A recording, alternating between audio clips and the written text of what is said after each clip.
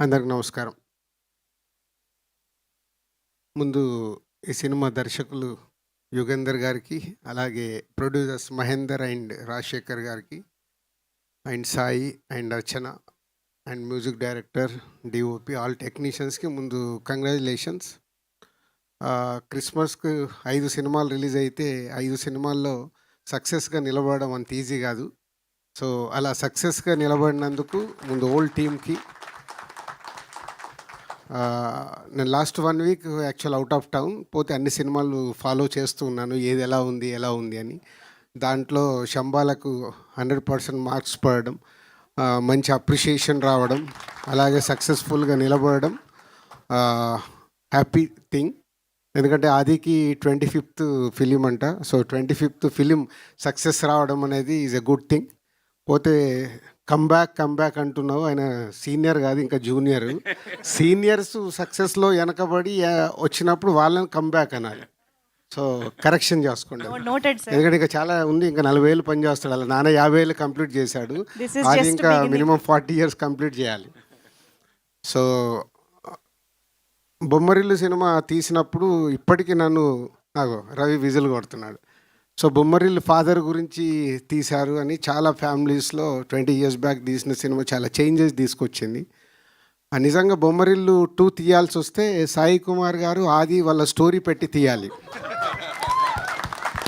అంటే ఒక కొడుకు గురించి, కొడుకు సక్సెస్ గురించి ఒక తండ్రి పడే తపన అది మామూలుది కాదు. సో దానికే సాయి కుమార్ గారు అంటే బ్యాక్ బోన్. అంటే కొడుకు యాక్ట్ చేస్తే ఆ సినిమాలో పని చేసిన మీ అందరికీ బ్యాక్ బోన్ అయ్యాడు, కొడుకు ఒక్కడికి కాదు, సో హోల్ సినిమాకి. సో తనకున్న relations, is a nice man, అందరితో బాగుంటాడు. సాధారణంగా ఇండస్ట్రీలో అందరితో బాగుండడం కుదరదు, బట్ సాయి కుమార్ గారికి ఒక్కడికి చెల్లింది, అందరితో బాగుంటారు, అందరికీ ఈజీగా యాక్సెస్ ఉంటుంది. సో అలాగే నాకు మార్నింగ్ చూస్తే బ్రేక్ఫాస్ట్ చేస్తున్న టింగ్ అని మెసేజ్ వచ్చింది. సో అన్ని నేను ప్రోమో, ఇది లాంగ్ బ్యాక్, దీని ప్రోమో ఫస్ట్ రిలీజ్ అయినప్పుడు సాయి కుమార్ గారు పంపించినప్పుడు చూసినప్పుడే చెప్పా all the best, is looking good అని. సో అలాగే సినిమా కూడా బాగా అయ్యి సక్సెస్ అయినందుకు మీ అందరికీ thank you. So not easy, ఈ రోజుల్లో ఒక సినిమాని ప్రేక్షకులని సాటిస్ఫై చేయడం అంత ఈజీ పని కాదు.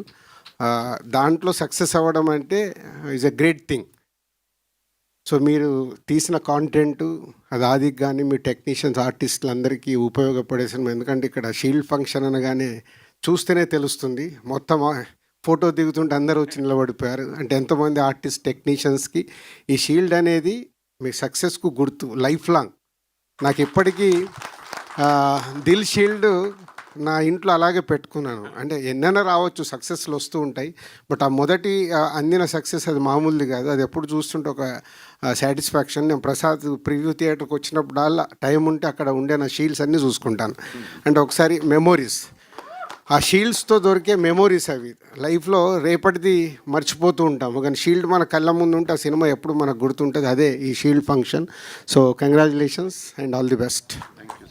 Thank you so much sir, thank you very much. I think ఆది గారు